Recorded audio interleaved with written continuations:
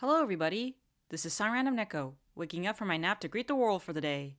And by greet, I mean continue to celebrate the holidays by watching the most visually striking Christmas film of my childhood, The Polar Express.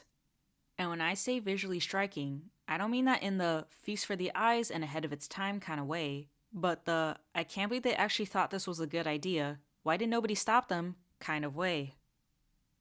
A young boy who has grown skeptical of Santa Claus's existence is shocked when a train stops outside his home on the night of Christmas Eve. Its destination? The North Pole. When he accepts the invitation to climb aboard, he embarks on a thrilling and magical adventure where he'll learn invaluable lessons about bravery, friendship, and the true spirit of Christmas. The story of the Polar Express is based on the children's book of the same name, and it's pretty impressive that they were able to turn a 32-page picture book into a full-length feature film. And they did this by filling in the gaps with original content that turned the story into something reminiscent of A Christmas Carol, but as a tale made specifically for kids who are beginning to lose the magic of Christmas, instead of cranky old men who've already lost it. The characters also help fill in the bare-bones story with their unique character journeys that were basic at its core, but fit perfectly well with the storybook-esque tale being told. And I really love how the letters that were punched into the kids' tickets at the beginning foreshadowed the lessons they would each learn, with the know-it-all learning to shut up and listen because knowledge doesn't always mean wisdom, the lonely kid learning to rely on others and not isolate himself, the hero girl learning to trust her gut and lead with confidence, and the hero boy learning that while seeing is believing, sometimes you need to believe in order to see. In regards to production, I really loved the soundtrack, as it was amazing to listen to and had the perfect amount of whimsy and wonder fitting for a Christmas film. However, if I had a nickel for every time I reviewed an animated WB Christmas film for kids from the 2000s that's not a musical but still had its characters randomly break out into song, I'd have 2 nickels, which isn't a lot, but it's weird that it happened twice. The singing's pretty solid at the very least. The sound design was also really solid, and so well detailed that I was pleasantly surprised by the care and attention that was lavished upon it. So kudos to the sound and post-production team for their hard work. The voice acting was also mostly good, and Tom Hanks really knocked it out of the park with all the varied roles he played in this film. As for the animation, the art style felt similar to the picture book, with its beautiful settings and landscapes.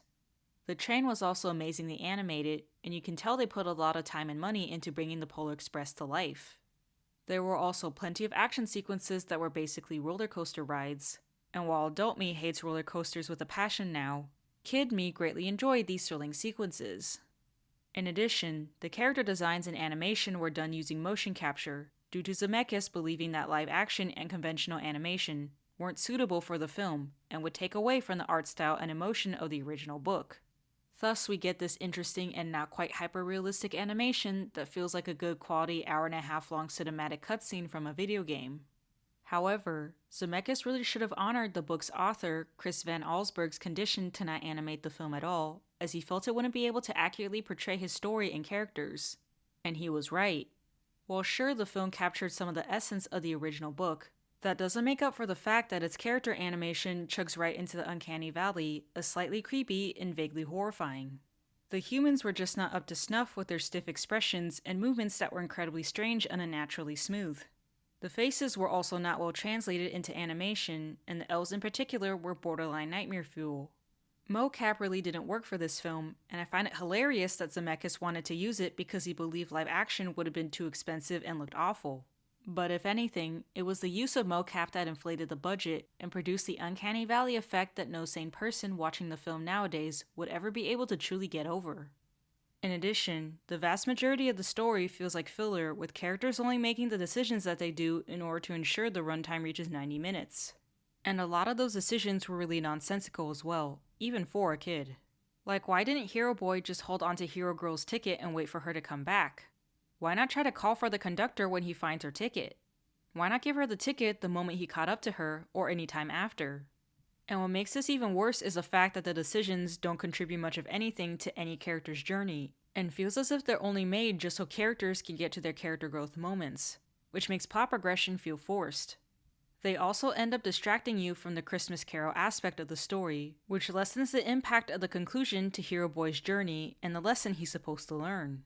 So while I applaud the ambition of this film, its execution would have been much better if they cut out at least 30 minutes of its runtime, or actually focus on the Christmas Carol aspect of the film instead of remembering to go back to it every once in a while.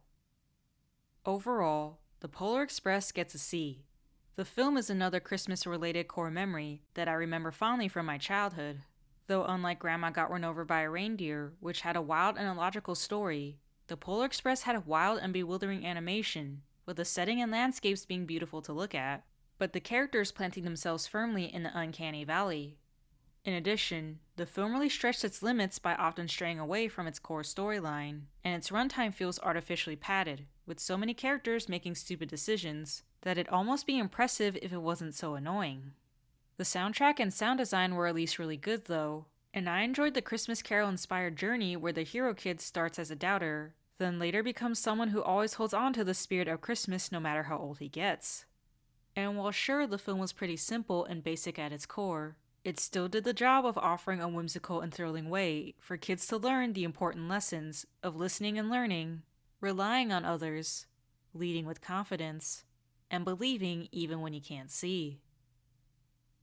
I hope you guys enjoyed this video. Reminder that this is just my opinion, so you can take it with as many grains of salt as you want. I don't mind either way, and would love to know your thoughts in the comment section down below. Please feel free to like, subscribe, and comment which film you'd like me to give my 2 cents about next. This is Some Random Neko, going off to enjoy some hot chocolate now. Don't forget to keep calm and just meow.